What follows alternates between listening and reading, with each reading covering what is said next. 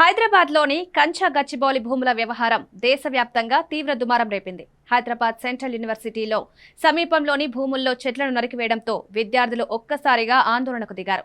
చెట్లను నరికేయవద్దని జేసీబీలకు అడ్డంగా వెళ్లి నిరసన తెలిపారు. దీంతో పోలీసులు విద్యార్థులకు మధ్య తీవ్ర వివాదం నెలకొంది.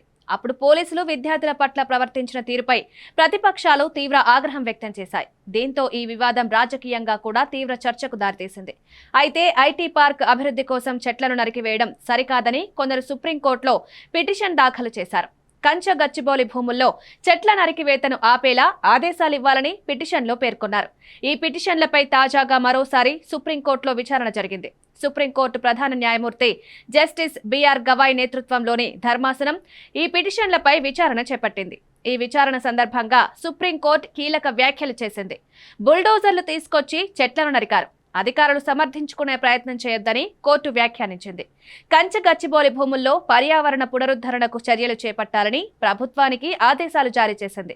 జూలై 23 కల్లా ఆ ప్రాంతంలోని పర్యావరణాన్ని పునరుద్ధరించే చర్యలు చేపట్టాలని కోర్టు తెలిపింది. కోర్టు ఆదేశాలను పాటించకపోతే సీఎస్ సహా కార్యదర్శులపై చట్టపరమైన చర్యలు తీసుకోవాల్సి వస్తుందని కోర్టు హెచ్చరించింది. తదుపరి విచారణను జూలై 23కు వాయిదా వేసింది.